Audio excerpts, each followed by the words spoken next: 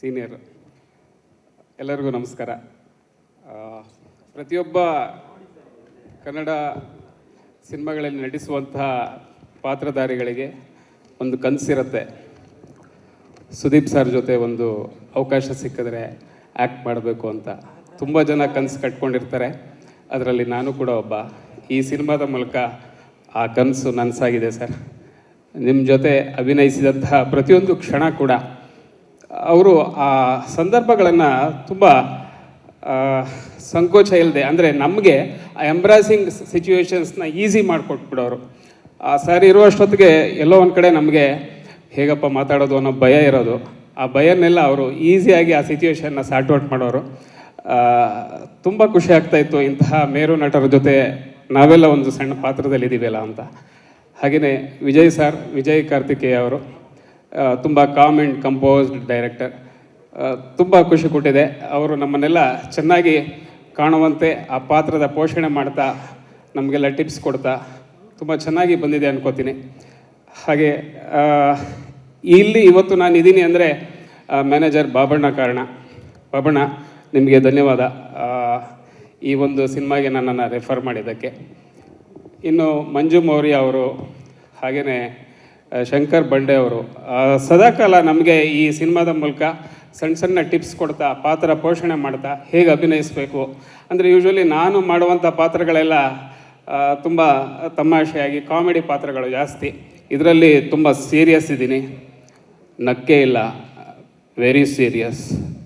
ತಲೆ ಕೆಟ್ಟರೆ ನಾನು ಏನು ಮಾಡ್ಬಿಡ್ತೀನೋ ನನಗೆ ಗೊತ್ತಿಲ್ಲ ಅನ್ನೋ ಥರ ಇದ್ದೆ, ಆದರೆ ಏನೂ ಮಾಡಿಲ್ಲ.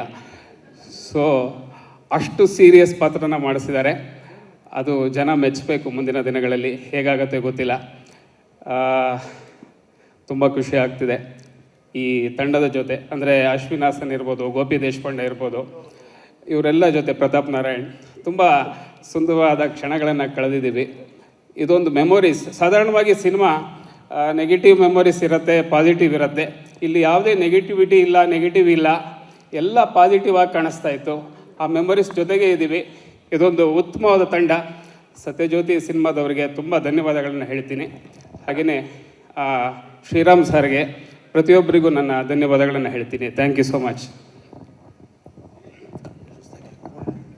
ಸರ್ ನೀವು ಹೇಳಿ ಸರ್.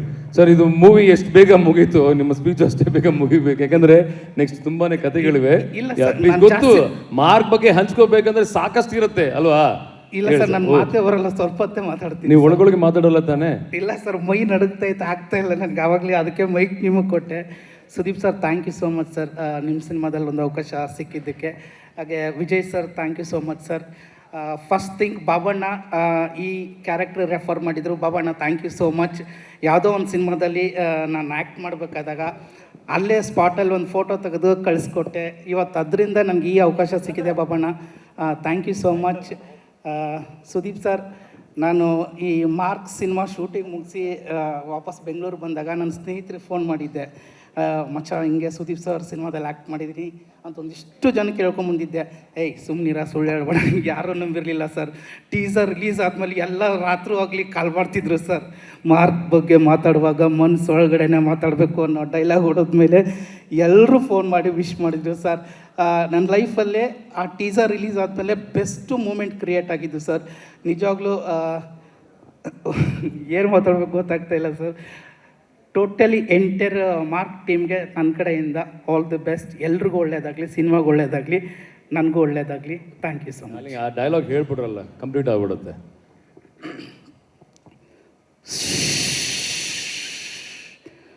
ಮಾರ್ಕ್ ಬಗ್ಗೆ ಮಾತಾಡುವಾಗ ಮನಸ್ಸು ಒಳಗಡೆನೆ ಮಾತಾಡ್ಕೋಬೇಕು.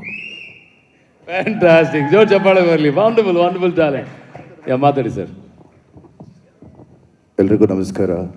And sir, thank you sir ಈ ಸಿನಿಮಾದಲ್ಲಿ ನನಗೆ ಆಪರ್ಚುನಿಟಿ ಕೊಟ್ಟಿದ್ದಕ್ಕೆ. And great working with you sir. And ಸೆಟಲ್ಲಿ ತುಂಬ ಚೆನ್ನಾಗಿ ನನಗೆ ಆ್ಯಕ್ಟ್ ಮಾಡೋದು ಹೇಳ್ಕೊಟ್ಟಿದ್ದೀರಾ. And I love it sir. And ನಿಮ್ಮನ್ನು ಸ್ಕ್ರೀನಲ್ಲಿ ಬರೀ ನೋಡೋದಕ್ಕೆ ಖುಷಿ ಪಡ್ತಾ ಇದ್ದೀವಿ, ಪಕ್ಕದಲ್ಲಿದ್ದೀವಿ. And I am very happy sir. And Vijay sir, thank you so much. ತುಂಬ ಚೆನ್ನಾಗಿ ಹೇಳ್ಕೊಟ್ಟು ನಮ್ಮ ಕೈಲಿ ಆ್ಯಕ್ಟ್ ಮಾಡಿಸಿದ್ದೀರಾ.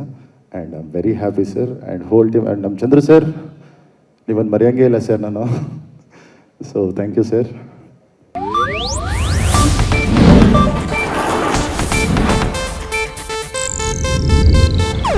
ಇದು ಏಷ್ಯಾನೆಟ್ ನ್ಯೂಸ್ ನೆಟ್ವರ್ಕ್ ಪ್ರಸ್ತುತಿ.